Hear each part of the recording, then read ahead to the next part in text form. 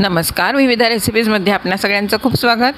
आज आपण अक्षय तृतीयेसाठी खास चिंचवणे हा प्रकार बघणार आहोत। गजानन महाराजांच्या पोथीत देखील याचा उल्लेख आहे। खास करून विदर्भात अक्षय तृतीयेच्या दिवशी आमरसाच्या जेवणाबरोबर चिंचवणे हा प्रकार केला जातो। हा जरी जेवणाबरोबर घेतला जाणारा पदार्थ असला तरीही एक थंड पेय म्हणून उन्हाळ्यात शीतलता देणारं आणि शरीरातील उष्णता कमी करणारं एक पेय म्हणून देखील आपण त्याचा वापर करू शकतो। आपण उन्हाळ्यात कैरीचे पन्हे नेहमीच करतो, परंतु हा चिंचवणे हा प्रकार जास्त करत नाही, म्हणून आज मी याची रेसिपी दाखवते। तुम्ही नक्की करून बघा। एक वाटीभर चिंच मी भिजवली आहे। ही 1 तासासाठी भिजवली तरी त्याचा कोळ चांगल्या प्रकारे निघतो। साध्या पाण्यात भिजवायची आहे, गरम पाण्यात भिजवायची गरज नाही। तर ही 1 तासभर मी अशी भिजवून ठेवलेली आहे। मापासाठी किंवा प्रमाणासाठी एकच वाटी ठेवायची आहे किंवा कप ठेवायचा आहे, ज्याने आपण चिंच मोजून घेणार आहोत। हे बघा, या वाटीने मी चिंच मोजून घेतली होती 1 वाटीभर, त्यानेच आपण नंतर गूळ देखील मोजून घेणार आहोत। तर अशी ही 1 तासभर चिंच भिजवल्यानंतर चांगली मऊ झालेली आहे। आता हाताने कुस्करून त्याचा कोळ काढून घ्यायचा आहे। पटकन निघतो कोळ, खूप वेळ काही कुस्करावा सुद्धा लागत नाही, परंतु कुस्करल्यानंतर चांगलं आपण ते गाळून घेणार आहोत। हे चिंचेचं पाणी गाळणीने गाळून घ्यायचं आहे। दुसऱ्या भांड्यात चिंचोके काढलेलेच होते आधीच, परंतु चिंचेची सालं वगैरे असतं ते निघून जातं आणि खाली अशा प्रकारे पाणी सगळं जमा होतं। तर आता हे आपलं मुख्य चिंचेचं पाणी तयार झालेलं आहे। यात आता आपण एक एक पदार्थ टाकणार आहोत। 2-3 तासासाठी मी वाळा पाण्यात भिजवला होता, स्वच्छ धुवून। उन्हाळ्याच्या दिवसात वाळा सहज उपलब्ध असतो दुकानांमध्ये, तो स्वच्छ धुवून घ्यायचा आहे आणि रात्रभर जरी भिजवला तरीही चालेल, 2-3 तास तरी कमीत कमी भिजवला पाहिजे। त्यामुळे काय होतं, पाणी खूप सुगंधित छान होतं, एक छान फ्लेवर येतो त्याला। पूर्वीच्या काळी माठात वाळा टाकून ठेवायचे, त्यामुळे सुगंधी पाणी व्हायचं अगदी, आणि थंडावासुद्धा देणारं आहे हे।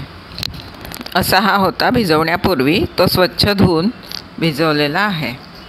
त्यानंतर हे पाणी आपण गाळून आपल्या चिंचेच्या पाण्यात मिक्स करणार आहोत।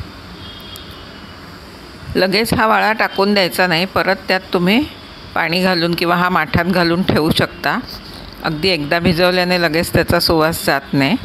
हे बघा, पाणी गाळून घेतलेलं आहे आणि ते आता चिंचेच्या पाण्यात मिक्स केलेलं आहे।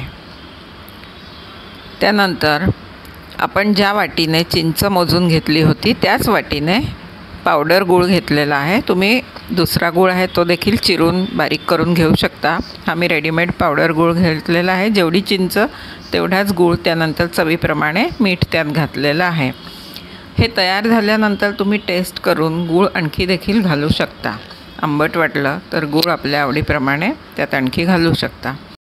तुम्ही जर विविध रेसिपीजला सबस्क्राईब केलं नसेल तर जरूर सबस्क्राईब करा। रेसिपी आवडली तर लाईक शेअर करा आणि मला कॉमेंट करून कळवा रेसिपी कशी झाली ते। हे या रेसिपीचं खास वैशिष्ट्य आहे की यात आपण विड्याचं पान बनवून ते कापून घालणार आहोत। इतर कुठल्या पदार्थात मला नाही वाटत विड्याचं पान घालतात। तुम्हाला माहिती असेल तर मला कॉमेंट करून कळवा। एक आपण लोणी कढवताना त्यात विड्याचं पान घालतो, परंतु इतर कुठल्या पदार्थात विड्याचं पान घालत असतील असं माझ्या तरी माहितीत नाही आहे।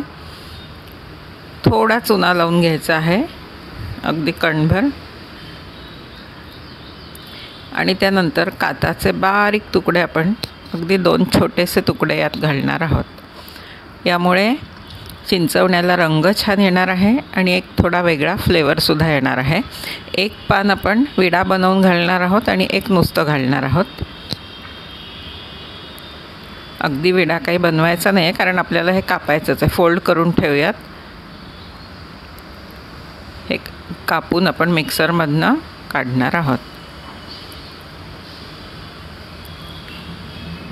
दुसरं पान देखील टोकं कापून आपण स्वच्छ धुवून घेतलेलं आहे आणि ते नुसतंच ठेवलं आहे, त्याला आपण काचुना लावला नाही आहे, कारण तो जास्त होईल म्हणून। आता मिक्सरचं भांडं घेऊन आपण त्यात या पानाचे कापून असे बारीक तुकडे घालूयात आणि थोडं पाणी घालून मिक्सरमधनं फिरवून ठेवायचं आहे। याची गंमत अशी आहे की हे पाणी मिक्सरमधनं काढल्याबरोबर आपल्याला हिरवं दिसतं, परंतु 1-2 मिनटात ते लाल रंगाचं होतं. विडा रंगत जातो म्हणतात, त्या प्रकारे आपण रंग येण्यासाठी आणि एक वेगळा फ्लेवर येण्यासाठी हे घालणार आहोत चिंचवण्यामध्ये. हे बघा, थोडं पाणी घातलं आहे आणि मिक्सरमधनं फिरवून अशा प्रकारे हे तयार झालेलं आहे. हे जितकं थोडा वेळ तुम्ही बाहेर ठेवाल तितकं ते लाल लाल होत जाईल. मिश्रणात घातल्यानंतरसुद्धा ते रंग छान चढवेल आपल्या या मिश्रणाला. गाळून घ्यायचं आहे एका गाळणीतनं. परत मिक्सरमध्ये थोडं पाणी घालून परत गाळणीतनं गाळून घ्यायचं आहे. आता हा एक मुख्य पदार्थ घालून झालेला आहे. यात ढवळून चांगलं मिक्स करायचं आहे आणि बाजूला ठेवायचं आहे. त्यानंतर आपण याला दाटसरपणा येण्यासाठी यात काही घालणार आहोत. हे बघा, तांदळाचं पीठ आहे 1 टेबलस्पून. हे थोड्या जास्त तुपावर आपण भाजून घेणार आहोत. अगदी 1.5 टेबलस्पून तूप तुम्ही छोट्या भांड्यात घेऊन त्यात हे भाजून घेऊ शकता. हे बघा, अशा प्रकारे अगदी अर्ध्या मिनटात ते छान भाजून होतं. कारण थोडंच आहे, जास्त वेळ भाजलं तर लाल होईल आणि जळकट होईल. जळकट असा वास येऊ शकतो चिंचवण्याला, म्हणून पटकन भाजून घ्यायचं आहे आणि यात घालून ते ढवळायचं आहे. थोडं थंड झालं की यात घालायचं आहे आणि ढवळायचं आहे. चांगलं मिक्स करून झालं की थोडा दाटपणा येईल आपल्या या मिश्रणाला. आवडत असेल तर तुम्ही थोडी वेलची पूड देखील घालू शकता. मी घातली नाही आहे यात वेलची पूड. आता परत हे गाळायची गरज नाही. मिश्रण आपल्याला फोडणी करणार आहोत. 1 टेबलस्पून तूप आणि त्यात अर्धा चमचा जिरे घातलेले आहेत. जिरे तडतडल्यानंतर आपण चिंचवण्यावर हे घातलेलं आहे. आता फक्त एकच पदार्थ घालायचा शिल्लक आहे आपला. बाकी सगळं घालून झालेलं आहे. तो म्हणजे या चारोळ्या.